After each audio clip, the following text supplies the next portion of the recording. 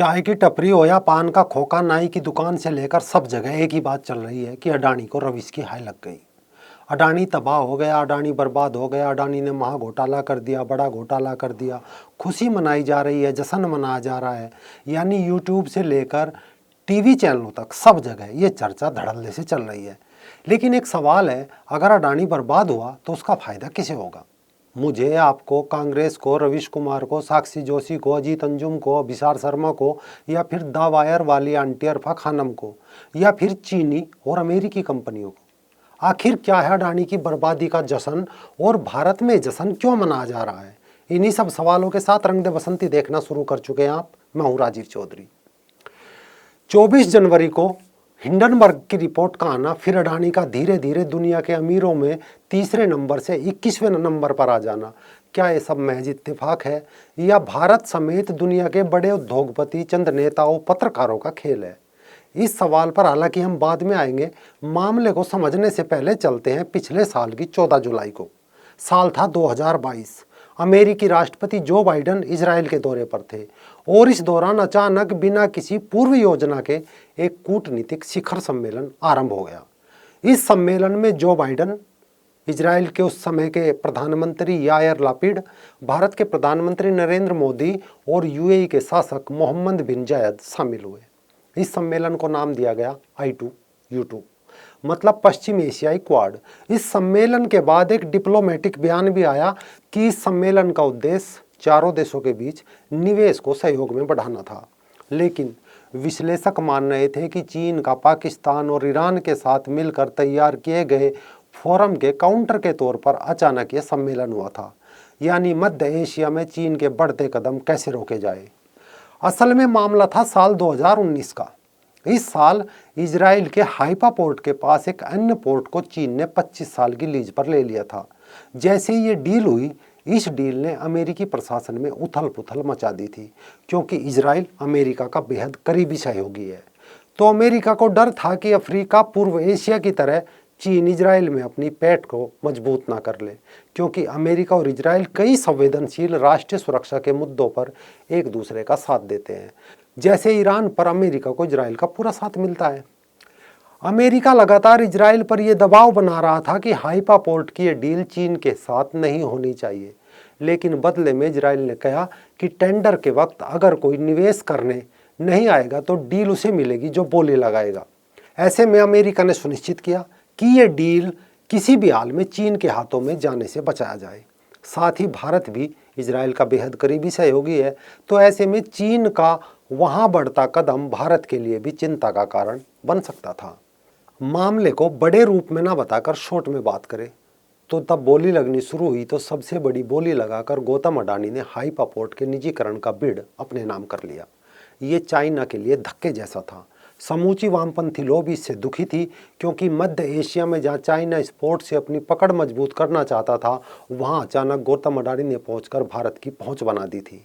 ये लीज साल 2054 तक की है।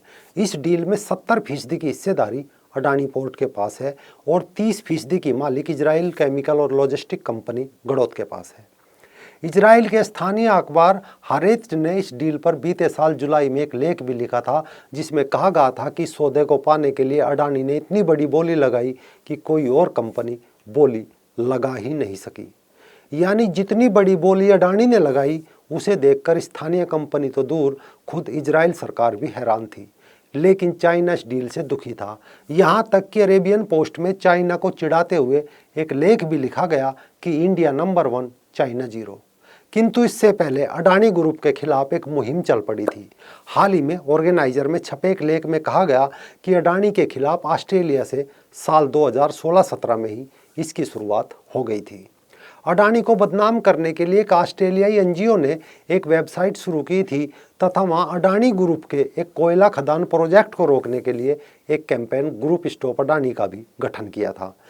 कथित रूप से पर्यावरण हितैषी माने जाने वाला ये NGO Bob brown foundation BBF adaniwatch.org के नाम से एक वेबसाइट भी चलाता है।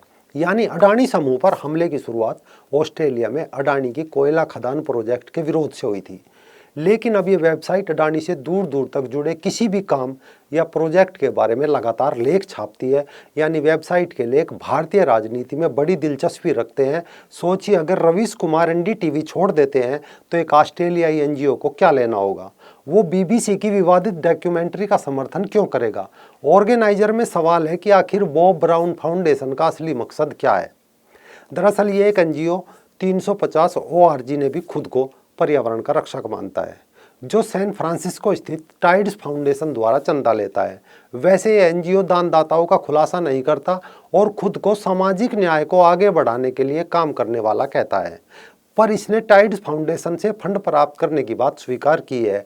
इसे उद्योगपति जॉर्ज सोरेस और टॉम स्टेयर से जुड़े समूह ने भी व्यापक दान दिया है। जॉर्ज सोरेस वो व्यक्ति है जो भारत में नागरिकता कानून संशोधन और कश्मीर में आर्टिकल 370 हटाए जाने को लेकर भारत पर निशाना साधता आया है। इसे भारत के हिंदू राष्ट्र बनने से भी बड़ी परेशानी है। दूसरा, ये जो जॉर्ज सोरोस है, इसने बैंक ऑफ इंग्लैंड और बैंक ऑफ थाईलैंड पर अडानी ग्रुप जैसा हमला किया था और उन्हें तबाह कर दिया था।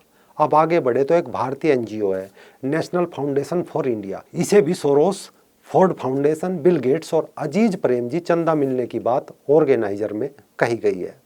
हालांकि अजीज प्रेमजी के नेतृत्व में एक एनजीओ है IPSMF, जो मोहम्मद जुबैर वाले ओल्ट न्यूज, आरफा वाले द वायर समेत कई वामपंथी पोर्टलों को, समाचार वेबसाइटों को पैसा देता है।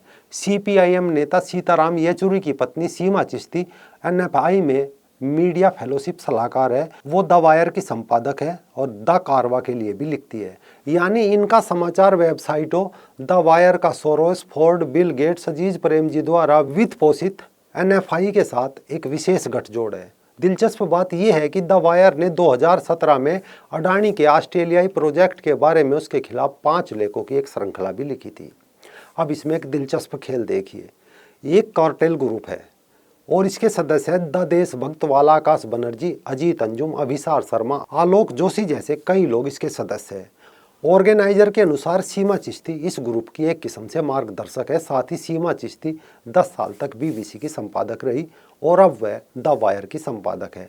यानी ये सभी एक किस्म के डिजिटल शार्प शूटर है, जिनके द्वारा लिखा गया, बोला गया हर शब्द स्टॉप अडानी ऑस्ट्रेलिया समूह भी रीट्वीट करता है। यहाँ तक कि द वायर वाले रवि नायर के ट्वीट को भी ऑस्ट्रेलिया वाला स्टॉप अडानी ग्रुप लगातार रीट्वीट कर रहा है। अब ऐसे में सवाल है कि अडानी को टारगेट करके इनका क्या फायदा? असल में लड़ाई राजनीति के मैदान की हो या युद्ध के मैदान की, हर एक महाराणा प्रताप को एक भामाशाह चाहिए। आज देश का सबसे बड़ा भामाशाह है अडानी ग्रुप। इसलिए राजनीति से जुड़े लोग अडानी को मोदी से जोड़कर हमेशा वार करते हैं। जब ये वार करते हैं तो कोर्टेल ग्रुप के पत्रकार और समाचार पोर्टलों को न्यूज मिलती है, वो इसका अपने हिसाब से विश्लेषण करके आगे बढ़ाते हैं। जैसे अडानी ग्रुप देश पर खतरा हो और इस ग्रुप के बर्बाद हो जाने से समूचा देश अरबपति हो जाएगा। आखिर सोचिए, लोग कभी रतन टाटा, अजीज प्रेमजी, मित्तल जैसे अनेक उद्योगपतियों का नाम क्यों नहीं लेते? हमेशा इनकी जबान पर अंबानी, अडानी रहते हैं और इनमें भी अडानी सबसे ऊपर है। इस खेल में चाइना का भी रोल है। पिछले कुछ सालों से चाइना अलग अलग देशों में पोर्ट एवं बंदरगाहों पर लीज पर लेकर कब्जा करता रहा था। श्रीलंका के हम्बनटोटा बंदरगाह पर कब्जा कर लिया, लेकिन अब चाइना को पोर्ट और बंदरगाहों के मामले में अंतर्राष्ट्रीय क्षेत्र में अडानी ग्रुप कड़ी टक्कर दे रहा है। इसके अलावा अंतर्राष्ट्रीय मार्केट में अडानी का शेयर करीब 819% बढ़ चुका था। विदेशी लोग भी अडानी ग्रुप में लगातार निवेश करने लगे थे। इधर भारत में कार्टेल पत्रकारों का ग्रुप ऑस्ट्रेलियाई एनजीओ ने मिलकर देश में एक माहौल खड़ा कर रहे थे, जिससे आम लोगों को लगे कि उनकी सभी परेशानियों की जड़ अडानी है, और माहौल बन भी चुका था। लोगों के दिमाग में ये बात घर कर चुकी थी कि अगर वो गरीब है तो इसका मतलब ये है कि अडानी अमीर है। अब इसके पीछे का खेल समझिए। ये खेल कैसे खेला जाता है? असल में खाड़ी युद्ध से पहले अचानक न्यूयॉर्क टाइम्स में खबर छापी गई, जिसमें लिखा गया कि ईरान इराक सीमा पर तेल का अकूत भंडार है। दोनों देश इसके लिए लड़ पड़े। करीब 10 साल युद्ध चला, 10 लाख लोग मारे गए। जब दोनों देश तबाह हो गए, भुखमरी की कगार पर खड़े हो गए, तब 10 साल बाद न्यूयॉर्क टाइम्स ने फिर खबर छापी और लिख दिया कि वो पहले वाली खबर 10 साल पहले गलती से छप गई थी। ठीक ऐसे ही सद्दाम को तबाह करने के लिए पश्चिमी मीडिया ने वहाँ खतरनाक हथियार होने की खबर लगातार छापी। जब इराक तबाह हुआ, सद्दाम मारा गया और वहाँ कोई हथियार नहीं मिला, तो इन लोगों ने लिखा था जैसा शक था वैसा नहीं पाया। अब इसी मीडियाई समूह को भारत के पत्रकारों और कुछ नेताओं का बड़ा साथ मिला। अडानी की बढ़ती ताकत कम करने के लिए लोहा गर्म था और हिंडनबर्ग के हाथ में हथौड़ा थमा दिया। उसने चोट की और अडानी 21वें स्थान पर खिसक गए। ऐसा नहीं है कि अडानी तबाह हो गया, नहीं, सोचिए जो पाकिस्तान $1 बिलियन के लिए पिछले 1 महीने से IMF के कदमों में पड़ा है, इसके तलवे चाट रहा है, वहाँ करीब पिछले 1 हफ्ते में अडानी ग्रुप को $100 बिलियन का झटका लग चुका है, यानी उसका शेयर बाजार में दाम गिर गया है। लेकिन ऐसा नहीं है कि वो तबाह हो गया। बस ये जो जॉर्ज सोरोस जैसे लोगों का खेल है, जिन्हें धारा 370 हटने का दुख है, भारत के हिंदू राष्ट्र बनने की चिंता है, इसीलिए 2024 के आम चुनाव और इस साल 9 राज्यों के विधानसभा चुनाव से पहले ये खेल जरूरी था, जो इन लोगों ने कर दिखाया। फिलहाल इतना जरूर है कि अमेरिकी इन्वेस्टमेंट रिसर्च फर्म हिंडनबर्ग की रिपोर्ट के कारण अडानी समूह मुश्किल दौर से गुजर रहा है, लेकिन ऐसा नहीं है कि हमेशा गुजरेगा।